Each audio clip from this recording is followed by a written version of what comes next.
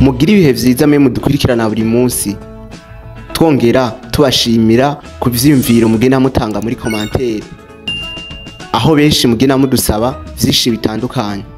Uyu munsi twaje kugira tubereke intara zigera kuri zitanu mwagiye musaba muri benshi. Aho benshi bagiye batwandikira bagira bati woshobora kutuzanira intara ndetse n'amakomine ari muri izo ntara. Vyose twabibegeranirije uyu munsi tugiye kubibasangiza. Twarongeye turababarira muti nta kintu na kimwe muzotubaza dushobora kubaronderera mu vyiza vy'igihugu tutazobazanira. Uyu munsi rero uza kubana natwe aramenya intara arimwo, amenye n'ikomine arimwo. Tudatevye na gatoyi, tubibutsa ko mubanza mugakora subscribe mwebwe bashasha muje kuri no channel yacu ya YouTube ni BNB yacu. Tanga iciyumviro muri commentaire canke ivyo dushobora kukuronderera tubigushikirize mu kanya gato isasi. Wongere ukande j'aime canke like, wongere ubisangize n'inshuti zawe mu gukora partage canke share.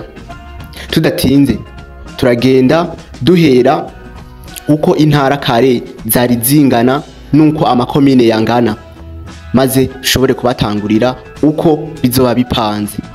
Uko mu ndinganizo iheze vyari bimeze. Uburundi bwari bufise ama province canke intara zigera kuri 18. Ariko uyu munsi Uburundi bufise intara zigera kuri zitanu. Izo ntara nizo tugiye kubashikiriza. Mu gihe giheze Uburundi bwari bufise amakomine agera ku 119. Ariko Uburundi bwagiye kunguka amakomine agera kuri 42. Gusa Uburundi bwari bufise imitumba igera ku 3,348. Iyo niyo mitumba yari mu gihugu cacu c'u Burundi. Ariko gushika ubu indinganizo ikaba yamaze kwemeza ko intara zigiye kuba mu Burundi ari intara zigera kuri 5 gusa. Izo ntara nazo nizitugiye kubereka. Ibi bikaba vyakozwe itariki 16 z'ukwezi kwa gatatu mu 2023. Ariko bigiye kwemezwa ko bigiye gutangura mu mwaka wa 2025. Tudatinze reka tugende dutangura. Reka duhere ku ntara igira gatanu tuza ku ntara ya mbere. Intara ya gatanu canke province yamaze kwemezwa n'intara izwi nka Butanyerera. Ino ntara ya Butanyerera izo bigizwe n'amakomine agera ku 8. Ayo makomine nayo azobagize intara ya Butanyerera nayo sayandi naya akurikira. Ku mwanya wa mbere w'intara ya Butanyerera turahasanga komine Busoni. Ku mwanya ugira kabiri mu ntara ya Butanyerera turahasanga komine Matongo.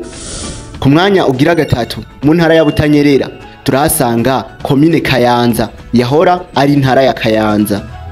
Ku mwanya ugira kane turahasanga komine Kiremba. Ku mwanya ugira gatandatu turahasanga Kirundo. Ku mwanya ugira gatandatu turahasanga komine Muhanga. Ku mwanya ugira indwi turahasanga komine Mwumba. Ku mwanya ugira 8 turahasanga komine Tangara. Aho neza na neza umugwa mukuru w'ino ntara uzoburi muri Ngozi. Turagenda tubandanya tuja ku mwanya ugira kane. Aho ku mwanya ugira kane tuhasanga intara ya Burunga. Ino ntara ya Burunga ikazoba igizwe n'amakomine agera ku ndwi. Ayo makomine nayo sayandi hazoba hari komine Bururi. Ku mwanya ugira kabiri haze komine Matana. Ku mwanya ugira gatatu muri Burunga turahasanga komine Makamba. Ku mwanya ugira kane turahasanga komine Mpinga Kayove. Ku mwanya ugira gatanu turahasanga Mabanda.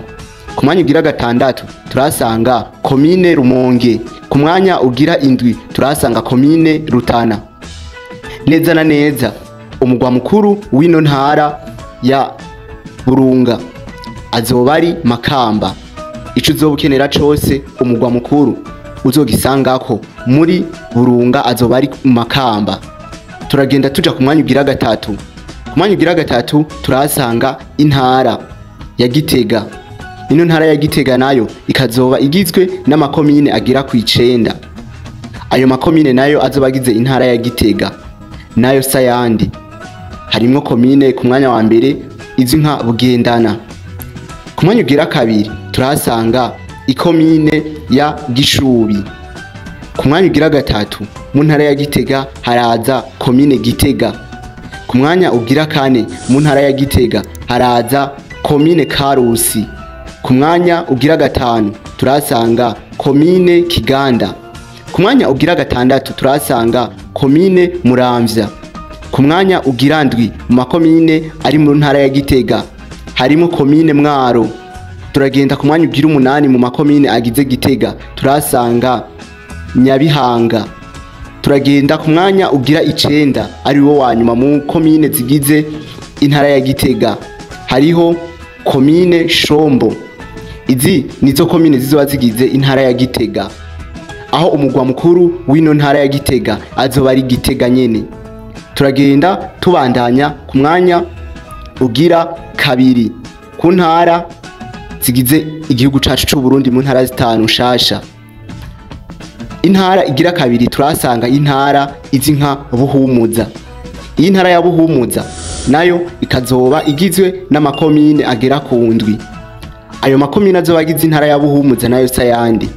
Ku mwanya wa mbere haraza komine Butaganzwa. Iyi ni komine izoba igize mu ntara ya Buhumuza. Haraza ku mwanya ugira kabiri ikomine izi nka Butihinda. Ku mwanya ugira gatatu haraza komine Cankuzo.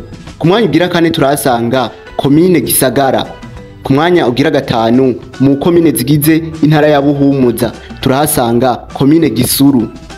Ku mwanya ugira gatandatu turahasanga komine Muyinga. Ku mwanya ugira indwi turahasanga komine Ruyigi. Umugwa mukuru w'ino ntara ya Buhumuza ni Cankuzo, aho ivyo umunyagihugu wese azoba akeneye wo muri zino komine azogenda muri Cankuzo, niho hazoba hari chef de lieu de province Buhumuza. Turagenda tuja ku mwanya wa mbere w'intara zigize igihugu cacu c'u Burundi mu ntara zitanu shasha, aho tuhasanga intara ya Bujumbura. Ino ntara ya Bujumbura nayo izoba igizwe n'amakomine agera kuri 11, aho ayo makomine azoba ku mwanya wa mbere ni komine ya Bubanza. Ku mwanya ugira kabiri turahasanga komine Bukinanyana. Ku mwanya ugira gatatu muri komine zigize intara ya Bujumbura turahasanga komine Cibitoki. Ku mwanya ugira kane mu ntara zigize Bujumbura hari komine Mpanda. Ku mwanya ugira gatanu turahasanga komine Mubimbi. Ku mwanya ugira gatandatu turahasanga komine Muha.